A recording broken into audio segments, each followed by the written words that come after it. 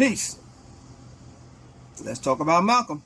Since it's his birthday, let's do an analysis. The secret of Malcolm is everything you know about Malcolm is probably incorrect or half-truths or romanticized. So your vision of Malcolm is skewed by Alex Haley's writing in the autobiography. The people who were with Malcolm that, you know what I'm saying, that glazed over his less than sterling activities to present to him as some type of perfect being. And he is perfect in that he's himself, but he's not perfect in that he's the best example for us for what we need to do, if you know what I'm saying. All right. The beauty of the man was actually his flaws, but the biggest flaw, which is going to be the biggest flaw that we have now with your so-called leadership, is that you seek to make friends with the 10%, the rich, slave maker of the poor, who teach the poor lies that the true and living God is a spook that cannot be seen by the physical eye. That's your problem. You seek to make friends with the enemy. And that's what Malcolm jammed up.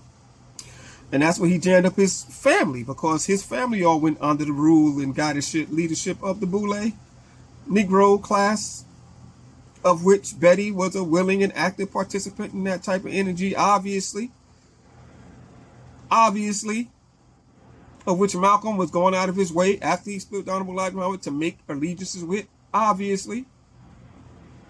All right, so there's a lot of shit about Malcolm that people don't want to deal with.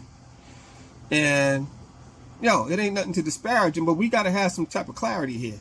We got to have clarity so we can see what we're doing, all right? We can stop the romanticism, all the fantasy. We got to have clarity. We're dealing with men. Men have flaws. Men make mistakes. Men correct mistakes if they live long enough, God willing.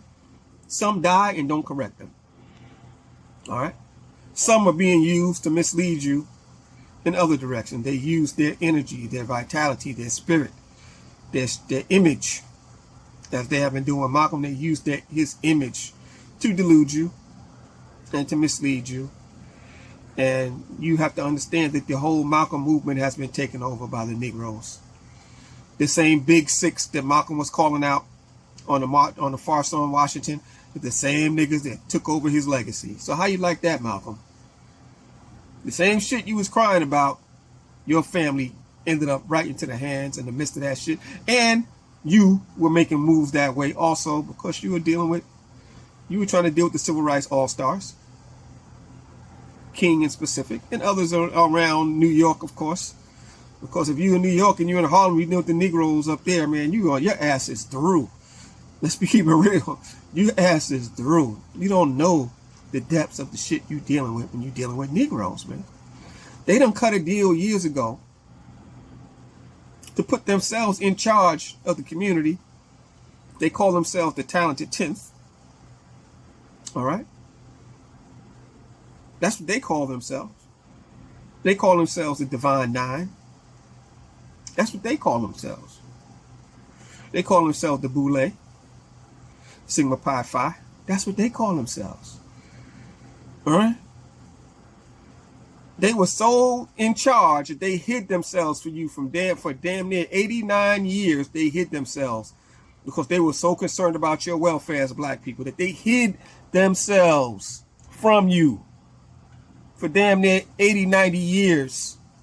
If it wasn't for Baba Steve coming out in 1990s exposing this shit, you would never know about the Boule.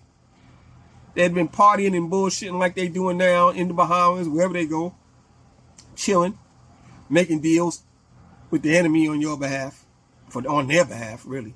Making deals on their behalf to move you in a certain position, to move you in a certain direction, like they're getting ready to do now with the next presidential election. They're getting their horses in alignment. They're pulling out the Negroes. They got new Negroes now, like Stephen A. Smith, trying to be political. Nigga don't know shit about politics. Nothing. All right?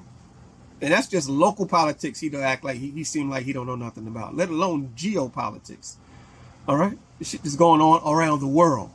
Clueless. All right? But it's time for us who know better to do better and to start teaching it. All right. But yo, on Malcolm's birthday, this is a good day to start. Let's resurrect Malcolm from the hands of Hiram Abiff, from the widow's son.